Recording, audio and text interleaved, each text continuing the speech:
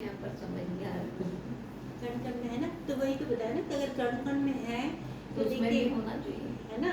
फिर दूसरा देखो वो है, लेकिन अब देखो कुत्ता है, बिल्ली है ना, अगर उसके उन सब में भी फिर भगवान है ना, है ना, जीव है ना, वो भी है वो भी जीव है ना। हाँ। तो यानी अगर है सब में तो फिर वो तो फिर कोई भी जानवर है, सभी में भगवान है, ठीक है। और आज अगर किसी को कह दो कि तुम्हारे फादर की जो आत्मा है ना वो इस कुत्ते में है, तो क्या होगा? वो कुत्ता तो बाद में काटेगा लेकिन वो आदमी में आएगा ना। तो देखिए हम अपने पिता की आत्मा को तो बर्दाश्त ही नहीं कर सकते कि उसने उसमें कह दिया, और वो एक परमात्मा जो सभी आत्माओं का पिता है ना, उसके लिए कह दिया तो हमें कोई बुरा ही नहीं लग रहा है कि हाँ वो कण कण में है, वो कचरे में है, कचरे के ढेर में भी है, कुत्ते में भी है, बिल्ली में भी है, तुझ में भी है, मुझ में भी है। आज हम कैसे हैं ना, कितने हमें विकार हैं। हम 5 विकारों की बात की थी ना, क्रोध लोभ मोह अहंकार सब कुछ है ना। उसके बाद भी हम कह रहे हैं कि हमारे अंदर परमात्मा है। परमात्मा होता तो ये विकार तो आते ही ना। और अगर इतने सब में हमारे सब में अगर भगवान होता है ना, तो ये दुनिया कैसी होती है? आप ही देखिए 800 850 करोड़ आज की आबादी है ना। तो इतने सारे पृथ्वी के ऊपर अगर भगवान घूम रहे होते तो आज देश की हालत होती। ये सोचने वाली बात है। तो हमें क्या करना है? अरे काम पहले सोचना है और फिर दिल से बताना है कि क्या वाकई ऐसा हो सकता है, और लॉजिक क्या कहता है, क्या ऐसा हो सकता है, क्या पॉसिबल है, बताइए।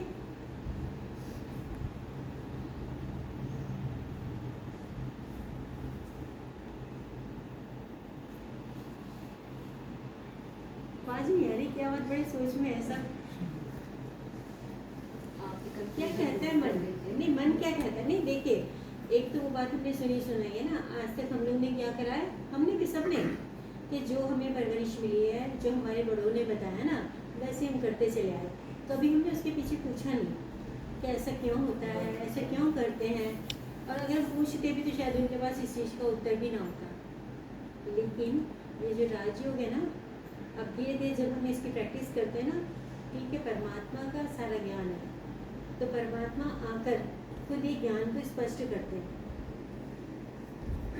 है ना। वो भी आगे जानेंगे कि किस तरह से। तो अभी हमारा जो है ना, हमारा मन क्या कह रहा है, क्या कह रहा है, वाकई है या नहीं है? कण कण में है, कण कण में अभी भी मानते हैं कण कण में है?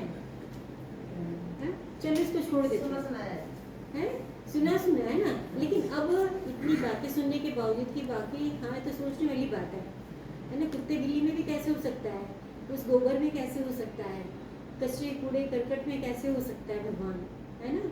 तो क्या कहता है आपका मन, आपका दिल क्या कहता है, उस पर जाइए। जो सुना उसको तो छोड़ दीजिए, जो अब यहाँ सुन रहे हैं उस पर फोकस कीजिए कि क्या कर सकते हैं इसमें। आप क्या कहेंगे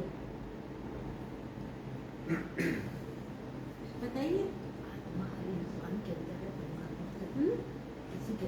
लेके देखो ना, लेके देखो एग्जाम्पल है।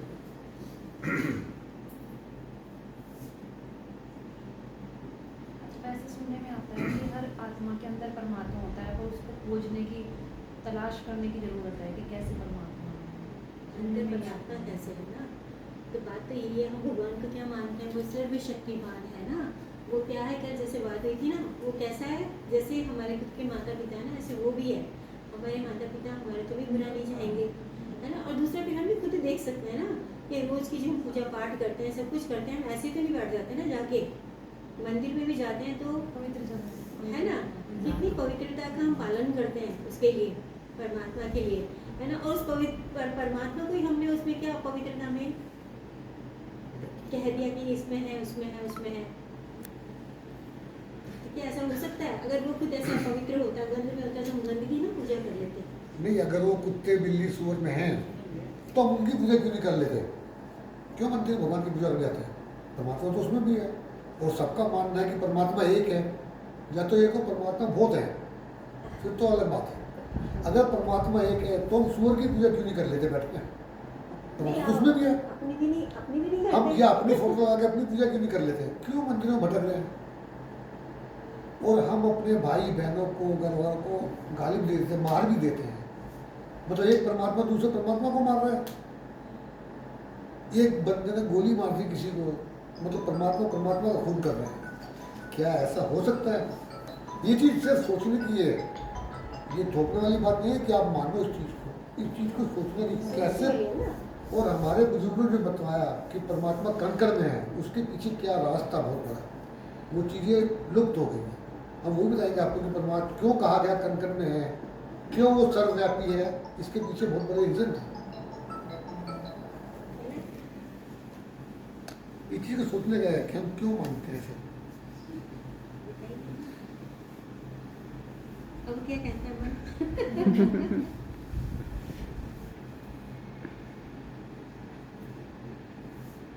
नहीं हो सकता ना, ये तो मानते हैं ना कि कूड़े करकट के ढेर में, कुत्ते में, बिल्ली में, सुअर में, इनमें सांप में, बिच्छू में, छिपकली में, इनमें सब में परमात्मा कैसे हो सकता है ना?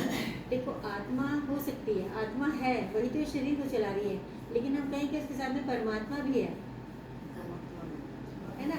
अगर परमात्मा होता तो फिर परमात्मा की खोज करने की जरूरत नहीं, वो खुद ही अंदर था, तो हम उसको क्यों खोजते, है ना? क्यों उसकी इतनी पूजा करते, क्यों उसे इतना पुकारते? जब दुख दर्द होता है तो क्यों उसी की तरफ हमारी उंगली उठती है, क्यों उसे हम पुकारते हैं? आत्मा उसी को ही पुकारती है ना, परमात्मा को। अंदर होती तो फिर पुकारने की जरूरत ही नहीं थी, है ना?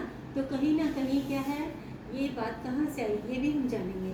पर फिलहाल हम क्या सोचते हैं कि उस कूड़े करकट में नहीं हो सकता, उन कुत्ते बिल्ली में नहीं हो सकता, हमने तुमने नहीं हो सकता, उन टेररिस्ट में नहीं हो सकता, उन डाकुओं में नहीं हो सकता। हो सकता है। अब देखिए कहने को तो जैसे कल बात हुई थी कि जितनी भी है ना, जितने भी मनुष्य हैं वो सब क्या है, आत्मा ही तो है ना? उनको चूल्हा अलग अलग मिला हुआ है तो वो उस हिसाब से है। लेकिन क्या है, परमात्मा जो है ना, परमात्मा के लिए क्या कहा था कल कि परमात्मा एक है ना? अब वो कौन है, कैसा है, वही तो हमें जानना है। जब आदमी मरता है तो कहते हैं भगवान इसकी आत्मा को शांति दे, क्यों कहते हैं इसके परमात्मा को शांति दे? कोई वजह होगी ना इनके पीछे। कभी नहीं कहा जाता भगवान इसके परमात्मा को शांति दे, हमेशा उसकी आत्मा के बारे में वो कहते हैं कि इसकी आत्मा को शांति दे ना, जो आत्मा निकल गई है उसको शांति दे। और आत्मा की पहचान भी उसी समय होती है। देखो पूरा जीवन हम जी लेते हैं लेकिन हमें पता ही नहीं होता हम आत्मा है। तो आत्मा की भी हमें पहचान कब मिलती है, जब कोई शरीर छोड़ता है ना, तब कहते हैं ना ये भगवान इसकी आत्मा को शांति दे। पर हम ये नहीं सोचते कि ये भी आत्मा थी तो मैं भी तो आत्मा हूँ ना। और अगर देखो उसको जब पहचान अब मिली कि आत्मा को शांति दे, अगर पहचान पहले मिल जाती है जीते जी, तो हम क्यों ना खुश होकर शांत में रहकर फिर हम जिए, अपना जीवन शांतिपूर्ण व्यतीत करें, है ना? तो ये जो राजयोग है यही तो है कि हमें अब जीते जी पता चल गया कि हम कौन है, शरीर तो है नहीं, आत्मा है। तो अब हमें शांति, जो शांति तो क्या है, मेरे ही गले का हार है, मेरा स्वधर्म है शांति। तो शांति तो मेरे अंदर ही है और हम ढूंढे थे बाहर। तो ये सब राजयोग की विशेषताएं हैं कि हम खुद को पहचानते हैं, है ना? हम अपना संपूर्ण परिवर्तन, जो अभी तक शरीर समझता है और अब क्या समझ में आया हमें कि हम आत्मा है, जो दिखाई नहीं देती वही तो मैं हूँ। तो ये सारा तो देखिए परमात्मा जो है वो सर्वव्यापी नहीं है, कण कण में नहीं है। तो जो हम मानते चले आए ना, अब ये भी जानेंगे कि ये बात कहाँ से आई सर्वव्यापी की या कण कण की। उसके बाद है कि प्रकृति ही भगवान है। अब देखिए कहीं करवा चौथ रखते हैं हम, है ना? चांद को देख के रख देते हैं, है ना? फिर एक को आता है बड़ सावित्री का आता है तो बड़ की पूजा करते हैं, कहीं पीपल की पूजा करते हैं, तुलसी की पूजा करते हैं, पहाड़ों की पूजा, नदियों की पूजा करते हैं। ये जो पांचों तत्व हैं इनकी हम पूजा करते हैं ना? हमने उनको भगवान माना, तो क्या वो भगवान है? भगवान नहीं है, फिर क्यों हम पूछते हैं उनको? देवी देवता, देवी देवता हैं इसीलिए पूछते हैं। और क्या हो सकता है? क्यों पूछते हैं हम प्रकृति को? क्योंकि प्रकृति जो है ना, प्रकृति से ही जीवन संभव है। हाँ, क्योंकि प्रकृति हमें देती है और जो हमें देते हैं तो उसको हमने क्या मान लिया कि ये भगवान है ना? तो इसीलिए हमने उसकी पूजा शुरू कर दी। पर देखिए प्रकृति जो है हमें देती तो है, लेकिन आज ये जो प्रकृति है ये भी दुखदाई हो गई। अब कल भी ये बात हुई थी कि क्या भगवान हमें दुख देता है? है ना, कह तो देते हैं, बड़े बड़े से कह देते हैं ना, एकदम जब भी कुछ दुख पड़ता है तो कह देते हैं वो मेरे नसीब में तुझे दुख इतना था, तूने मुझे इतना बड़ा दुख दे दिया, है ना, कहते हैं ना।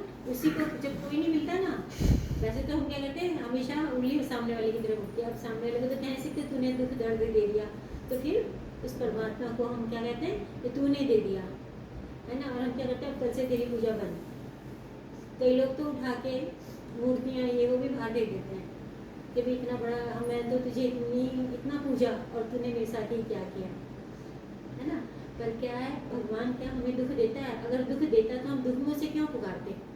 मान लो आज मेरा और आपको बहुत अच्छा रिलेशन है, घरेलू संबंध है, और मैं आपको बहुत दुख दे रही हूँ, तो क्या मेरा संबंध आपके साथ में रहेगा? आप मुझे अपने दुख में याद करेंगे? नहीं याद करेंगे।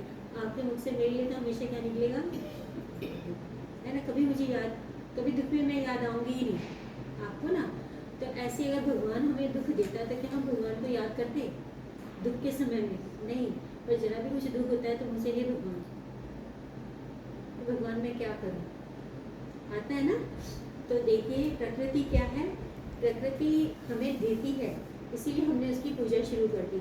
और वो कैसे शुरू करी, कब से शुरू करी, कौन से युग से शुरू करी, ये भी हम आगे के जो आगे हम बढ़ेंगे तो उसमें देखेंगे कि किस तरह से हमने प्रकृति को पूजना शुरू किया। जब हमारे दुख दर्द बढ़ते चले गए, हमें किसी कहीं से प्राप्ति नहीं हो रही, तो हमने इन्हें पूजना शुरू कर दिया, सूरज को, चांद को, सितारों को, उन सबकी हम पूजा करने लगे। तो प्रकृति जो है अब क्या है, दुखदाई हो गई है। देखो जब गर्मी पड़ती है तो कितनी इंतहा गर्मी पड़ती है ना, लोग गर्मी के मारे मर जाते हैं। बारिश पड़ती है तो इतनी बारिश पड़ती है कि बाढ़ आ जाती है, उसमें कितने लोग मर जाते हैं। धरती है, पृथ्वी है, उसमें कितने भूकंप आते हैं, है ना। हवाएं जो चलती हैं, कितना आंधी तूफान और ये सब कुछ होता है, उसमें भी कितने लोगों की जानें चली जाती हैं। तो आज क्या है, यही प्रकृति क्या बन गई है, दुखदाई बन गई है। अगर ये भगवान होती तो ये दुख देती नहीं, देती ना। और ये शरीर भी तो 5 तत्वों का बना है ना, ये जो प्रकृति के 5 तत्व हैं इन्हीं का ही तो बना हुआ है ना। तो क्या ये शरीर हमारा स्वस्थ रहता है? आज छींक लग गई, आज ये हो गया, आज बुखार आ गया, ये हो गया, वो हो गया, मतलब कुछ ना कुछ चलता ही रहता है ना। इसको हम थोड़ा कम कर सकते हैं क्या? मुझे लगता है इसकी वजह से ना